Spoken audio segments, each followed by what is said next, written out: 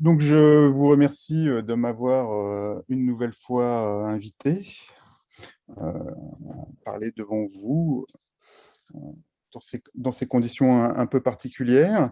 Comme il a été indiqué, je vais faire plutôt une mise en perspective historique, hein, un petit peu pour voir les enjeux et peut-être pour mieux comprendre pourquoi la note de décembre a été ce qu'elle a été et quelles ont été les hésitations, parce que si on reprend un petit peu en arrière tout ce qui les différents programmes, on se rend compte qu'il y a toujours le même mouvement de balancier.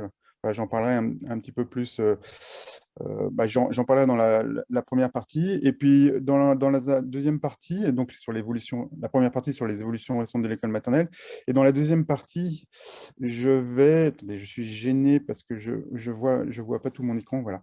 Et dans la deuxième partie, je vais essayer d'avancer quelques idées sur l'enseignement à l'école maternelle qui permet de réduire les inégalités scolaires, plutôt en montrant que les avis ont divergé, hein, d'où sans doute la note, mais sans entrer trop dans les détails, je laisserai en particulier Sylvie Seb développer sur ce point. Alors, j'ai un petit souci avec... voilà, ça y est, j'arrive à faire défiler les diapos. Donc, les évolutions récentes de l'école maternelle.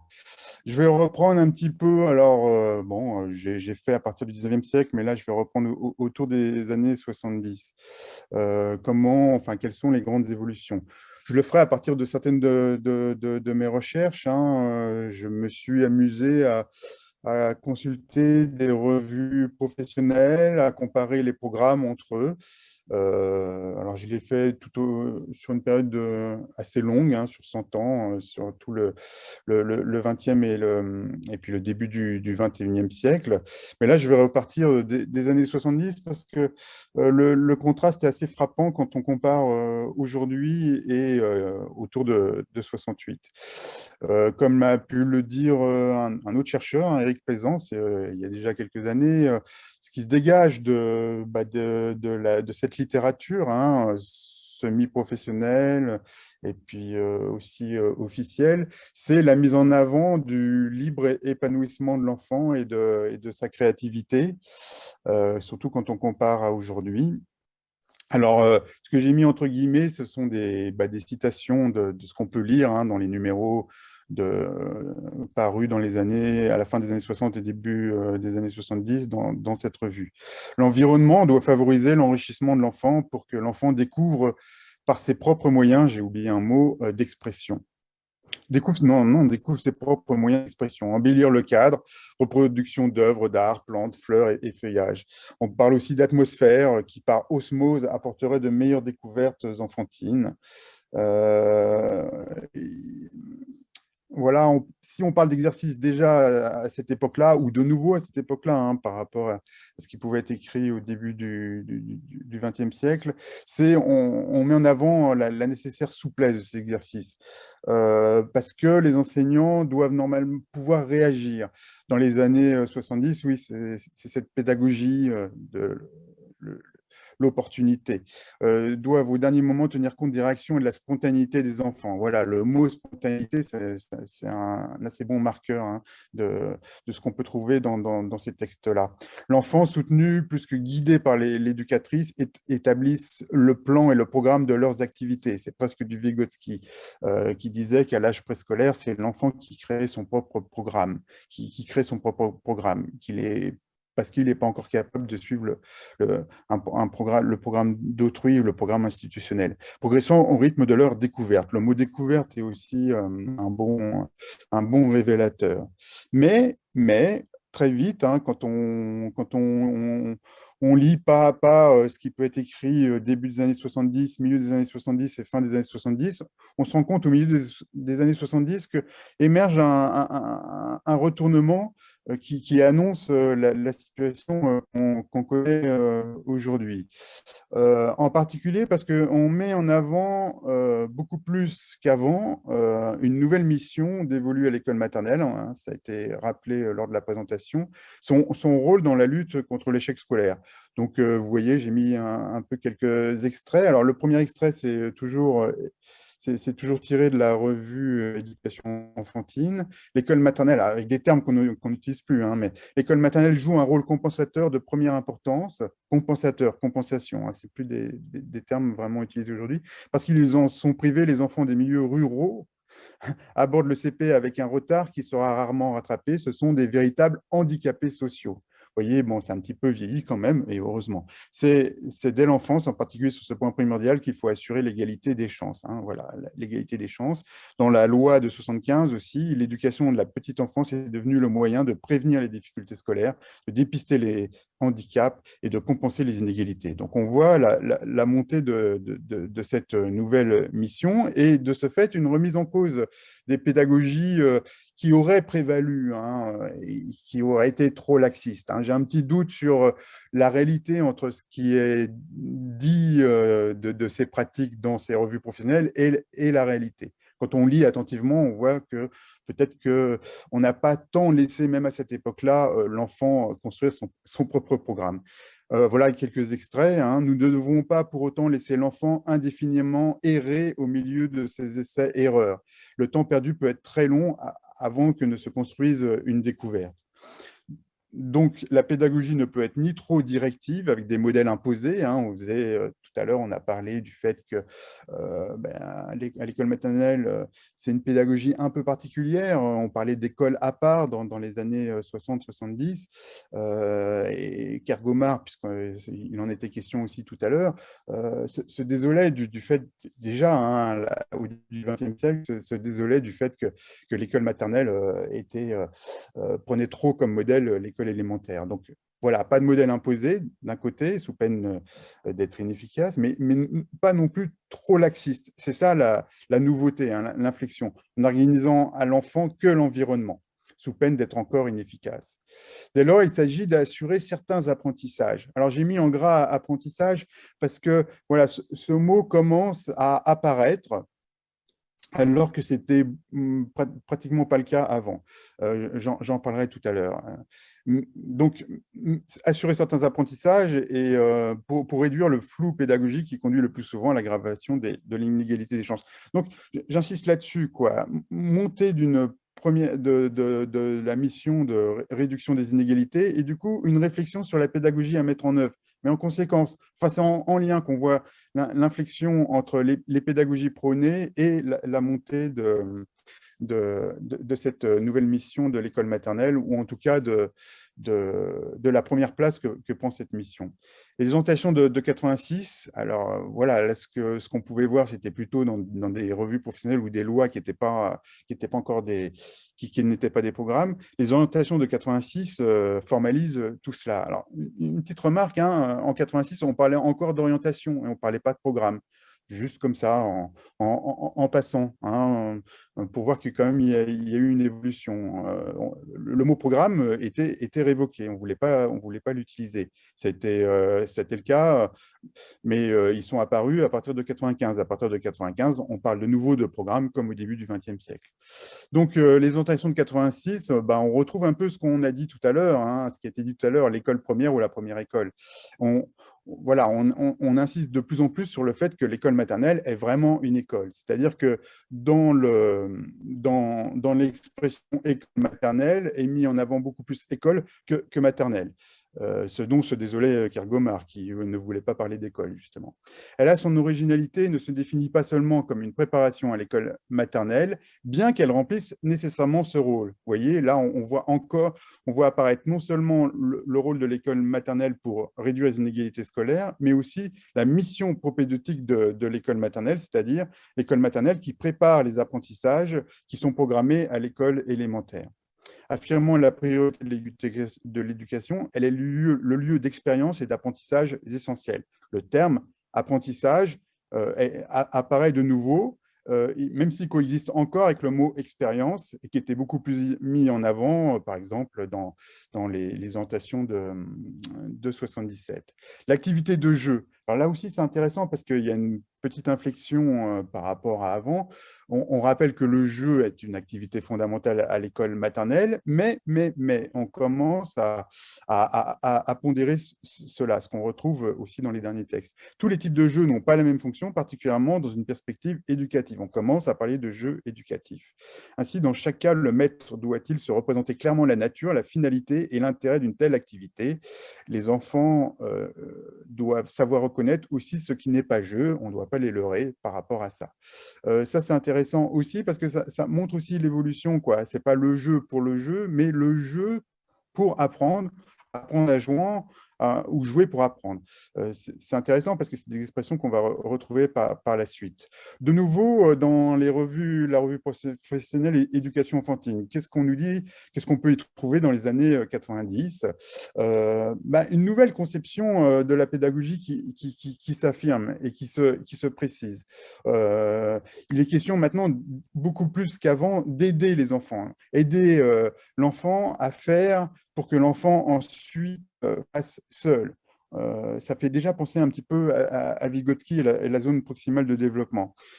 Pas une pédagogie qui apporte et donne tout à l'élève. On se défie de cette pédagogie dite peut-être traditionnelle ou qui pourrait correspondre plus à ce qu'on peut trouver par la suite de la scolarité, mais non plus, c'est de nouveau affirmé, qui laisserait agir, une pédagogie qui laisserait agir et attendre de l'élève qu'il acquiert seul un savoir. À l'école maternelle, on joue parfois pour jouer, mais surtout pour apprendre. Hein. Alors là, voilà, j'aurais pu prendre plein d'extraits où on voit que le mot apprentissage est partout et on commence à parler aussi d'aide, voire d'étayage. Le chemin parcouru est plus visible quand on compare, par exemple, à ce que pouvait écrire Kergomar au début du XXe siècle, l'enfant à l'école maternelle pour développer ses facultés et non pour apprendre. On voit que là, il y a quand même une évolution majeure. Alors, apprendre quoi et comment? Alors, c'est intéressant, hein. Après le modèle peut-être de l'enfant créatif, comme aurait dit Plaisance, moi, j'aurais tendance à dire qu'on voit surgir un nouveau modèle, le modèle de l'élève réflexif et autonome. Quand on regarde un petit peu ce qui est attendu ou les compétences qui seraient à développer en maternelle, quand on regarde dans les récents programmes, c'est très apparent. Vous voyez, enfin là, j'ai rien inventé, j'ai mis quelques extraits, alors je ne vais pas peut-être tous les lire parce que il faut que j'ai le temps de terminer, mais vous voyez, en 2002, on s'attend, enfin, l'autonomie de l'élève, c'est plutôt une autonomie cognitive. Hein. J'ai pris plutôt tout ce qui concerne les aspects cognitifs. Voilà, l'élève doit anticiper des situations, prévoir les conséquences, observer les effets de ses actes, construire des relations entre les phénomènes observés, identifier des caractéristiques susceptibles d'être catégorisées. Alors ça, c'est dans la partie découverte du monde, mais on retrouve dans d'autres parties et dans tous les derniers programmes. Il doit être capable d'évaluer ses réalisations, solliciter de l'aide pour réussir dans ce qui lui est demandé, mais de façon autonome. C'est à lui de voir s'il a besoin d'aide ou pas. Vous voyez, bon, voilà. Et dans les programmes de 2015, voir ceux de 2021, alors j'ai mis une interrogation, hein, parce que j'ai eu il y a 3 semaines la dernière version, mais je ne sais pas si c'est... Enfin, je ne savais pas si c'était la dernière version. Là, je n'ai pas eu la main sur celle qui a été proposée visiblement ces jours derniers. Mais voilà, enfin, quand on regarde en tout cas la version d'il y a 3 semaines, comme ça a été dit tout à l'heure, hein, c'est quand même assez proche du programme de 2015 et on retrouve les expressions qu'il y avait, les expressions que j'ai mises là, qui sont issues du programme de 2015. Mentalement, les élèves doivent être capables de recouper des situations, faire appel à leurs connaissances, faire l'inventaire de possibles, de les sélectionner. Hein, et on parle d'activités cognitives de haut niveau, parce qu'il s'agit de rendre autonomes intellectuellement les élèves dès la maternelle. Ces expressions, on les retrouve, en tout cas, moi, dans la dernière mouture du nouveau programme que j'ai pu lire. Alors là, bon, c'est un petit tableau où j'ai essayé, qui présente les résultats d'un travail que j'ai mené pour essayer de voir comment s'inscrivait le programme de 2015 par rapport au programme précédent, hein. On a souvent dit que le programme de 2015 était un petit peu le retour aux fondamentaux de l'école maternelle. Justement, on en a parlé encore tout à l'heure, hein, parce que il rétablissait un peu plus, enfin, il rééquilibrait un peu plus, et on trouvait beaucoup de choses beaucoup plus qu'avant, sur le jeu, sur la place du corps, sur voilà, une approche un peu plus globale du développement de l'enfant. Et c'est vrai que dans les contenus, on peut voir des choses comme ça, mais même si il y a beaucoup d'ambiguïté quand même, hein, quand on le lit attentivement. Voilà, on parle à la fois de jeux libres, mais aussi de jeux structurés, et on ne sait pas trop la part relative des deux, et comment même sont définis les jeux libres. Et moi, j'ai voulu faire une petite analyse lexicale, alors autour de mots qui me semblaient assez marqueurs, compte tenu de ce que j'avais lu, hein, de ce que j'avais étudié dans les revues professionnelles, marqueurs des évolutions. Et donc là, j'ai repris les programmes, et puis voilà, alors j'ai rentré le nombre total des mots de chacun des programmes, et puis j'ai essayé de faire un peu des statistiques sur l'usage de certains termes de champs lexical, de champs lexicaux autour de apprendre, apprentissage, développer, développement, enseigner, enseignant, enseignement, voilà. Et ce que ça donne, c'est que, je vous en ai parlé tout à l'heure, hein, les termes d'apprentissage ou le verbe apprendre apparaît clairement, enfin, il y a une montée en régime dans les années 80-90, mais on le retrouve encore dans le programme de 2015, hein. J'ai mis en jaune un petit peu les plus fortes, les plus fortes fréquences. Vous voyez, de ce point de vue-là, le programme de 2015 est dans l'exacte continuité des programmes précédents. Pour le mot développer, on a aussi la même évolution, mais contraire, c'est-à-dire une réduction de l'usage de ces termes de développement ou de développer les capacités ou les, les facultés des élèves. Les termes enseigner, enseignant, enseignement, en revanche, eux, comme les mots apprendre, continuent à être de plus en plus utilisés. Vous voyez, en termes de fréquence, je ne sais pas si vous voyez mon curseur, mais voilà, quoi. On voit que cette montée continue à apparaître et à être manifeste dans les programmes de 2015. Alors après, j'ai essayé de faire des ratios, hein. Le terme les fréquences de l'usage des termes apprendre, apprentissage par rapport à ceux développer ou développement. Et vous voyez qu'on atteint pratiquement un sommet en 2015, c'est-à-dire qu'on parle beaucoup plus d'apprentissage et beaucoup moins de développement. Et c'est un peu la même chose entre enseigner et développer. Vous voyez un petit peu, là aussi, le programme de 2015, non seulement est dans la continuité, mais une affirmation de ces grandes tendances. On parle beaucoup plus d'enseignement, encore une fois, que de développement. Donc, les mots maîtres deviennent apprentissage, enseignement, et beaucoup moins développement, même si dans les contenus du programme de 2015, on parle encore de développement et on dit qu'il faut aussi veiller à ça beaucoup plus que dans les programmes précédents. Mais il y a un autre indice, hein, qui permet de constater ça, c'est que les programmes de 2015, c'est passé assez inaperçu, mais dans les programmes de 2015, on parle de domaine d'apprentissage et plus de domaine d'activité. C'est assez significatif pour moi, même si c'est passé inaperçu. Pourquoi ce choix a été fait?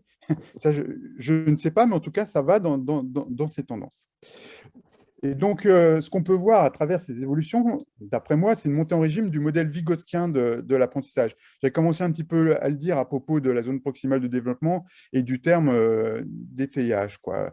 Voilà, on serait passé d'un modèle d'apprentissage qui était dominant dans les années 70, où le plus important était l'apprentissage par la participation, à l'exposition à des pratiques ou un environnement.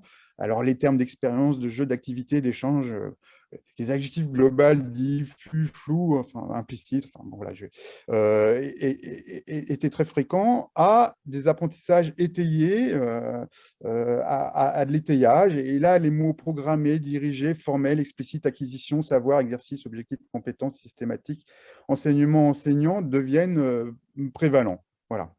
Et même, on peut voir dans les programmes, hein, si on regarde les contenus, des références à Vygotsky qui sont beaucoup plus explicites, où il s'agit d'aller au-delà de ce que les élèves savent faire. Comme le disait Vygotsky, le bon enseignement est celui qui précède le développement. Ou alors une référence pas si explicite, hein, à la zone proximale de développement à propos de l'évaluation positive, dont il a été question tout à l'heure aussi. Je vois que j'en suis déjà à 20 minutes et que j'avais dit une demi-heure, donc je vais aller un petit peu plus vite. Alors, je vais en tout cas m'arrêter, enfin aller très vite sur la deuxième partie. Mais je vais quand même prendre le temps de m'arrêter sur les conclusions qu'on peut tirer de tout ce que j'ai dit dans cette première partie. Donc, l'école maternelle est bien devenue avant tout une école où on apprend aux moyens des étayages des enseignants, hein, d'après ce nouveau modèle dominant de l'apprentissage. L'enseignant ne doit plus se contenter de donner du temps, hein, même si il en faut, hein. Je ne dis pas qu'il ne faut pas en donner, hein.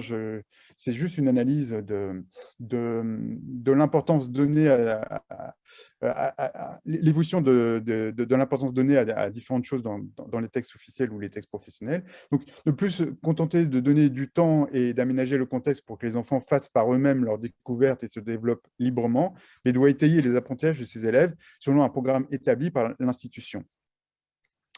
Parce que le risque de la première option, c'est-à-dire de laisser du temps et de laisser les enfants s'épanouir librement et de découvrir par eux-mêmes et de faire les apprentissages par eux-mêmes, ce risque, le risque de la première option, c'est qu'en faisant ça, on risque de ne pas préparer les élèves aux apprentissages ultérieurs. Donc, ça sera en contradiction avec la mission propédeutique de l'école maternelle. Et alors que cette mission tend à supplanter les autres, hein, le bien-être, il y a de nouvelles questions quand même, hein, dans le programme de 2015, l'épanouissement, le développement global, la socialisation, le vivre ensemble, la garderie. C'est vrai que par rapport au 2008, on met un peu plus l'accent en 2015 là-dessus, mais on parle quand même encore et toujours de la mission propédeutique et de la lutte contre les inégalités scolaires. Alors justement, à propos des inégalités scolaires, pendant les 9 minutes qui me restent, quoi enseigner et comment réduire les inégalités scolaires? Alors, moi, je ne vais pas vous donner cette réponse-là, hein. Peut-être les d'autres intervenants iront un peu plus dans ce sens-là. Moi, je veux vous montrer un petit peu comment il y a des désaccords et des tensions par rapport à ça. Alors, on sait, en tout cas grâce aux travaux de sociologie, de Bourdieu, de Bernstein, de Lahire, de l'équipe ESCOL, que les pratiques langagières et le rapport, les différences de pratiques langagières et de rapport au langage sont très importantes et constituent un des principaux ressorts culturels des processus de reproduction des inégalités socio-scolaires. Voilà. On sait aussi spécifiquement que pour préparer à l'apprentissage de la lecture à partir du CP, on peut engager dès la maternelle des activités qui sont importantes et parce qu'il y a des liens avérés entre ces activités et les apprentissages de la lecture. En particulier, tout ce qui concerne le développement de la conscience phonologique et la réussite de l'apprentissage du décodage. Voilà, le lien est très fort. Mais c'est de ça dont je voulais parler aujourd'hui, mais je pense que ça sera très compatible avec ce que vous dira Sylvie Seb. On sait maintenant aujourd'hui que ce lien est transitoire, c'est-à-dire que c'est important pour l'apprentissage du décodage, mais beaucoup moins, bien sûr, pour l'apprentissage de la lecture-compréhension. Et qu'en plus, cette conscience phonologique peut se développer non seulement au moyen d'exercices dédiés, mais aussi d'activités plus transversales. Alors, j'ai mis quelques références de travaux, hein, en anglophone sur cette question. En particulier parce que on sait que le développement de la conscience phonologique serait subordonné au développement du langage dans toutes ses dimensions orales, non seulement phonologiques, mais aussi lexicales, syntaxiques et pragmatiques, mais aussi écrites, grâce notamment à certaines modalités de lecture partagée d'albums de jeunesse. J'y reviendrai peut-être plus tard, s'il y a des questions par rapport à ça. parce que je n'aurai pas le temps de développer. Et alors par rapport à ça, là aussi, encore une mise en perspective historique, hein, mais je vais aller plus vite. Il y a eu, c'est très cohérent avec ce que je vous ai dit avant, hein. On retrouve à propos du langage ce que je vous ai dit avant. C'est-à-dire que dans les années 60-70, on mettait beaucoup plus en avant ce qu'on appelait le bain du langage ou les bains de livres. On mettait en avant la sensibilisation, la familiarisation au langage, l'exposition au langage. La simple exposition. Alors que dans une deuxième conception, hein, qui tend à monter en puissance à partir de la fin des années 70, c'est une approche beaucoup plus systématique qui est mise en avant et technique, au sens où ce sont des compétences moins transversales qui sont visées à travers l'enseignement du langage. Alors, historiquement, enfin, on n'est pas complètement sorti. On retrouve ces deux tendances, hein, dans les derniers programmes. Tout ce qui est sensibilisation, familiarisation, ça serait plus, enfin, quand on lit les programmes, plus pour comprendre ce qu'est lire, écrire et les fonctions principales de ces pratiques de l'écrit. Donc, enfin voilà, communication à distance, etc. Alors que les exercices plus systématiques, c'est plus dirigé plus pour travailler le graphisme et le développement de la conscience phonologique. Alors, j'ai mis un exemple, hein, peut-être du futur programme, en tout cas de ce qu'on peut trouver par rapport à ça dans le programme de 2015. Pour développer la conscience phonologique, l'enseignant habitue les élèves à décomposer volontairement ce qu'ils entendent en syllabe orale. Alors, on voit des exercices très précis, hein. Alors, avec c'était assez bizarre, mais on le retrouve peut-être dans le futur programme, en tout cas dans ce que j'ai lu, toujours son support matériel, ni écrit, ni imagé. Je ne vois pas trop. Enfin, c'est quand même assez étonnant, hein, quand on voit ce qui se passe dans les classes. Et puis, l'importance du support matériel pour donner quand même un appui à ce travail de, de développement de la conscience phonologique. Et puis des choses beaucoup plus transversales et une approche un peu plus globale. L'écrit transmet, donne et rappelle des informations. À l'école maternelle, les enfants le découvrent en utilisant différents supports. Vous voyez, ce n'est pas des exercices précis, mais on donne des idées de support en relation avec des situations et des projets. Mais ce n'est pas beaucoup plus précis que ça. On a donc une coexistence comme ça. Et je vais terminer là, j'ai accéléré, je suis désolé de plus en plus. Durant les 4 dernières minutes qui me restent, je vais, ce qui va dans le sens de ce que je viens de dire, hein, sur le fait que y a deux approches possibles, mais certains travaux anglophones montrent qu'il ne suffit pas de faire uniquement un travail de conscience phonologique pour développer cette conscience phonologique et faciliter l'apprentissage du décodage en CP. Une étude de l'ADEB va dans ce sens-là, même si c'est un petit peu involontaire. Voilà, pourquoi? Alors, cette étude de l'ADEP, il s'agissait de comparer sur une cohorte importante, hein, d'enfants, 50 000 enfants, de comparer leur réussite à des tests similaires, hein, à 20 ans, presque 20 ans d'intervalle. Alors, ce ne sont pas les mêmes enfants, hein, par définition. Et voilà. Et la comparaison des évaluations entre les enfants qui ont passé les mêmes tests en 97 et les enfants qui ont passé les mêmes tests en 2011, au moment de leur entrée en CP, donc à la sortie de l'école maternelle, pour une très grande majorité d'entre eux, voilà, c'était un petit peu cocorico. Oui, le niveau des élèves dans qui viennent de l'école maternelle s'est largement amélioré. Alors, on peut se dire, pourquoi? Et en fait, sur des... J'en parle parce que ça fait penser aux évaluations actuelles de CP qui devaient piloter les nouveaux programmes d'après la note. Donc, sur la prélecture, voilà, la reconnaissance de pseudomots, savoir écrire les lettres ou savoir la suite des nombres jusqu'à 20, là, visiblement, les élèves de 2011 étaient plus performants par rapport à ceux de 97. Et on peut référer ça. Alors, et non seulement ça, non seulement ils savaient plus de choses, mais en plus, les différences entre eux étaient moins liées aux origines sociales. Donc, voilà, une hausse du niveau sans pour autant un accroissement des inégalités socio-scolaires. Donc, voilà, je vous donne un peu je mets quelques détails, mais je n'ai pas le temps de compenser, mais c'est un résultat assez intéressant parce que souvent, ce qu'on montre à propos de l'école maternelle, c'est que l'école maternelle permet à tous les élèves qui la fréquentent durablement et précocement de mieux réussir après, sans que pour autant ça réduise nécessairement les inégalités. Et après, les enquêteurs, ces bons résultats sont intéressants parce qu'ils préfigurent, ils sont prédictifs de ce qui va se passer, de ce qui peut se passer durant la suite de la scolarité. C'est ce qu'ils indiquent en tout cas. Alors, on peut référer ça au programme de 2008, hein, où justement le paquet était mis sur le développement de la conscience phonologique au détriment d'autres activités langagières. En particulier, le mot d'album avait disparu et voilà, il n'était plus question de lecture d'album. Donc voilà, on pouvait se dire que c'était peut-être le résultat de tout ça. Mais alors après, 2 ans plus tard, les mêmes élèves, alors, on leur fait passer les 2 cohortes, hein, ce n'est pas les mêmes élèves, voilà, mais à 20 ans d'intervalle, c'est les mêmes élèves dans ces 2 cohortes. 2 ans plus tard, on leur fait passer des tests au début du CE2, et là, à patatrac, on se rend compte qu'en fait, on obtient plutôt des moins bons résultats.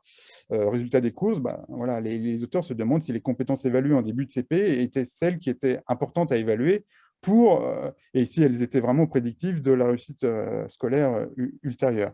Voilà, en particulier, est-ce que les évaluations devaient se réduire à l'évaluation des connaissances du code, des règles graphophonologiques ou des nombres, ou en tout cas de la comptine numérique. Donc, nouvelle conclusion, et il me reste 7 secondes pour ça. Enfin, ça montre bien que peut-être une approche trop technique et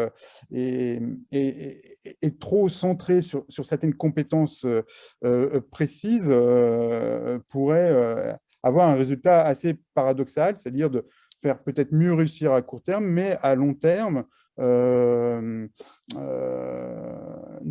pas permettre la réussite, la réussite scolaire attendue. Donc, peut-être que, comme le montrent les recherches anglophones, des activités langagières variées en lien avec des exercices plus centrés sur le développement de la conscience phonologique semble être plus pertinent pour la réussite, non seulement au CP, mais surtout pour la suite de la scolarité.